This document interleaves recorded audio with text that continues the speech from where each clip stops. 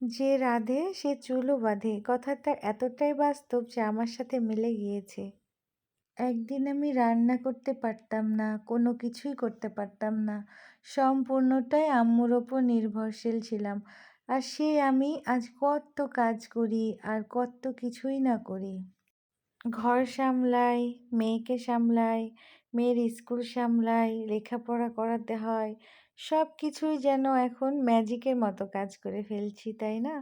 কিন্তু আগে একসময় ছিল আম্মু ছাড়া আমি কিছুই বুঝতাম না।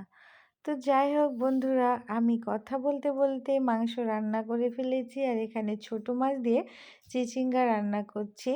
রান্নাগুলো খুবই সিম্পলভাবে রান্না করে নিচ্ছি। আর এইদিকে আমি কুমড়া ভাজি বসাবো, সেই জন্য পেঁয়াজ আর রসুন দিয়ে দিয়েছি। আমরা যেহেতু ঝাল কম খাই তাই অল্প একটু গুঁড়ামরিচ দিই, কারণ কাঁচামরিচ আর গুঁড়ামরিচ দিলে সম্পূর্ণটাই ঝাল হয়ে যায় আর খুবই ঝাল কম খাই, কারণ একটু প্রবলেম আছে তাই।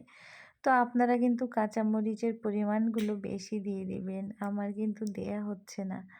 তো যাই হোক, আমার কিন্তু রান্না কমপ্লিট হয়ে গিয়েছে। আর এই যে ছোটো মাছের চচ্চড়ি চিচিঙ্গা দিয়ে, আর এই যে এখানে কুমড়ো ভাজি, আর এইখানে আবার আমি এই মুরগির মাংস রান্না করেছি।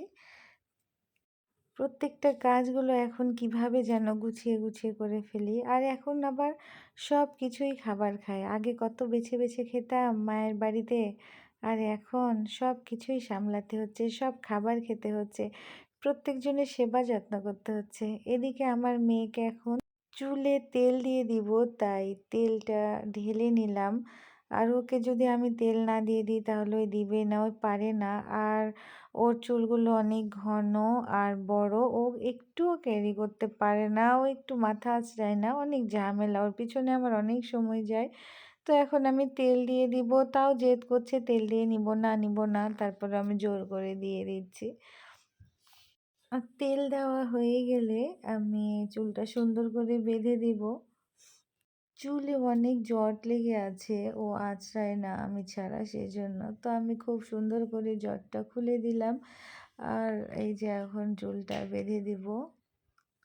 এই যে চুল বাঁধা হয়ে গিয়েছে, আর আমার মেয়েটা এখন টিভি দেখছে এভাবে। আর একটা বাবু চলে এসেছে রুটি খেতে খেতে, তো তার সাথে একটু মজা করে নিলাম। আর এদিকে বিকাল হয়ে গিয়েছে, তো একটু মুড়ি ভাজা করব, কারণ একটু আমার মেয়েটা টিভি দেখে দেখে মুড়ি খাবে, তো সঙ্গে আমিও খেয়ে নিব। আপনারা কি এভাবে মুড়ি ভাজা খান? অবশ্যই জানাবেন। আর আমি এখন ফল কেটে নিব। ভালো থাকবেন, সুস্থ থাকবেন, আমার ভিডিওর সঙ্গেই থাকবেন। আল্লাহ হাফিজ।